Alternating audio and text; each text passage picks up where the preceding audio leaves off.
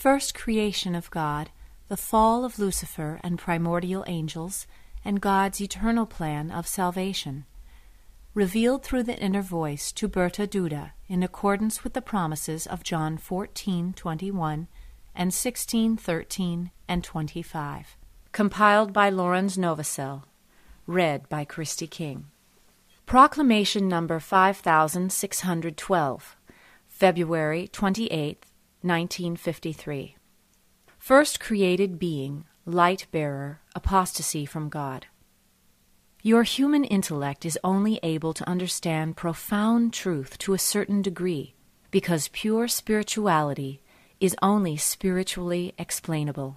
This explanation will be accepted by the spirit within you, and indeed also passed on via the soul to the intellect.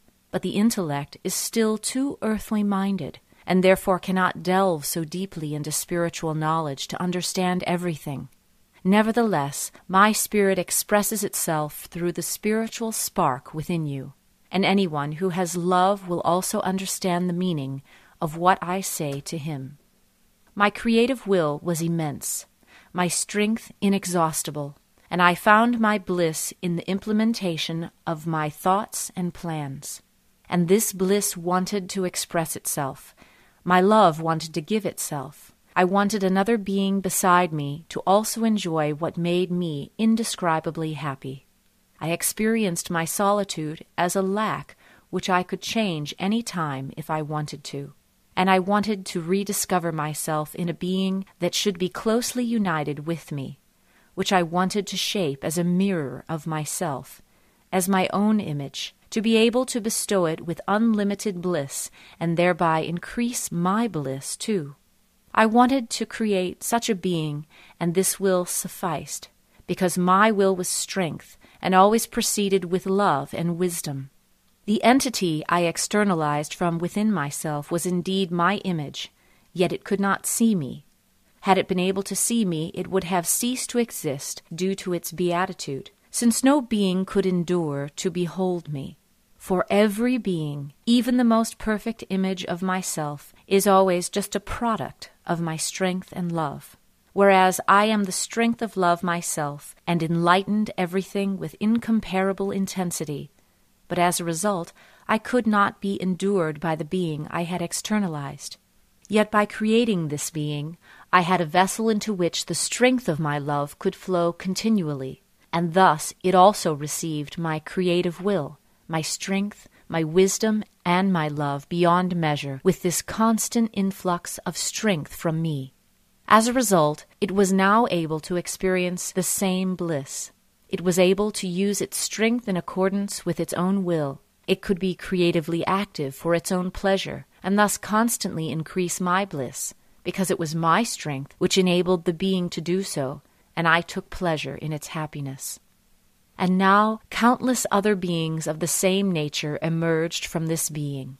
They all were children of my love in radiating light, in utmost perfection, because from the image I created of myself and my infinite love could only ever emerge utmost perfection, because we shared the same will.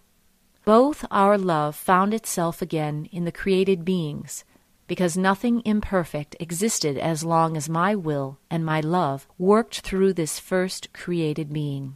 It was an enlightened world of spirits. There were a great number of originally created spirits.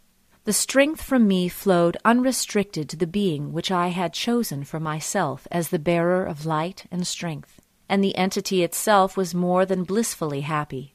Yet I wanted to increase this bliss even more.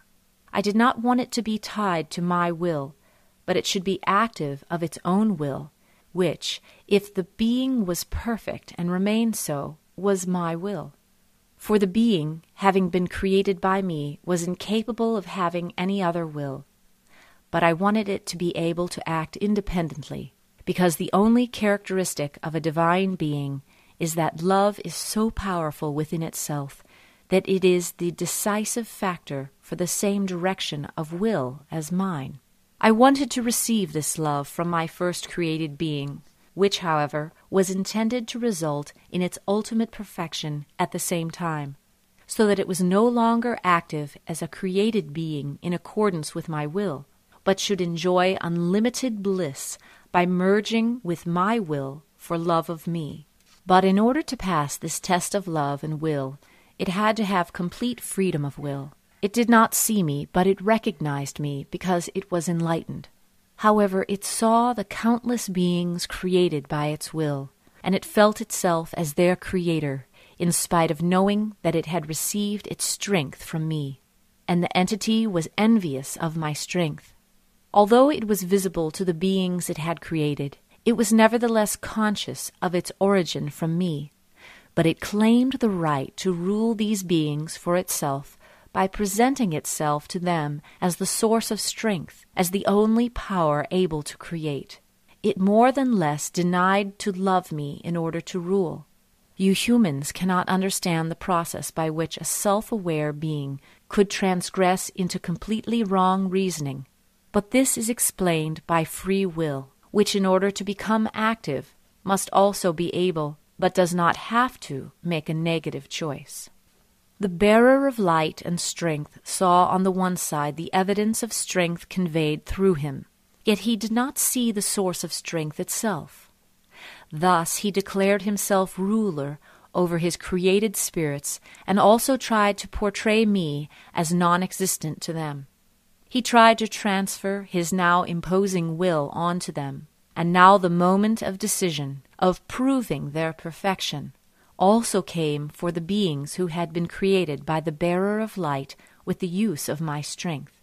My strength was inherent in all these beings. They were fully enlightened and aglow with love for me, whom they could not see, but nevertheless recognize. But they also loved their Creator, because the strength that had created them was love, which had emanated from the first created being and enabled it to create. This love now had to make a choice, and it divided itself. Terrible confusion occurred amongst the spirits who felt urged to make a decision. But since my strength of love was effectively light, it was understandable that the urge towards the primary source of strength was stronger in many beings, that their love diminished for the one who separated from me and pushed towards me with increased force. For the light within them was the realization that I was eternal love. Every being had this knowledge indeed, but it also had free will, which did not depend on knowledge, or it would not have been free. And the spiritual world divided itself. The externalized being had its followers just as I had mine, even though I was not visible. But the effect of my strength was so powerful that many beings turned away from the one who wanted to oppose me. Their will remained in the right direction, whereas the bearer of light and his followers directed their will wrongly. Thus they volitionally separated from me, and this caused their fall into the abyss. Thus the light-bearer, the fully illumined being externalized by me, became my adversary, whereas everything that had emerged from him, that was created by both our love, partly turned towards me and partly towards him, depending on the glow of love by which it was permeated. As soon as the bearer of light separated from me, the beings experienced an undefined desire for a definite pole. Free will began to unfold itself. Neither I nor my adversary influenced them forcefully. They were merely exposed to both our emanation of strength, which wanted to gain every being for itself. The flow of my strength was pure love, and affected the beings so intensely that they recognized me without seeing me. But they could also recognize the first created being's change of will. However, because they could see this entity, many followed it. They subordinated themselves to its will and thus distanced themselves from me. Yet other originally created beings felt themselves as my children and voluntarily remained loyal to me. Only they were far less in number. These were the first created beings who arose from my light-bearer's most blissful creative will and my immense influx of strength of love. And this strength of love was inherent in these beings too, and persistently pushed them towards me. for they recognized their Creator's present will as wrong and therefore turned away from him. The other beings could have come to this realization too, but they blindly followed the one they could see, and their will was respected and in no way influenced by me, because this decision of will had to take place in order to shape the created beings to independent perfection. The being which left me drew a large number of followers into the abyss, for to distance oneself from me means to strive towards the abyss, to aim towards a completely opposite state, which thus signifies darkness and weakness, loss of knowledge and strength, whereas my children blissfully remained in the most radiant light and immense strength, in beatitude. After the fall of Lucifer, the light-bearer, his strength was defeated. He could no longer actively create and shape, although I did not withdraw the strength from him, because he was my living creation. His power and strength rested in his followers, whom he now dominated as Prince of Darkness.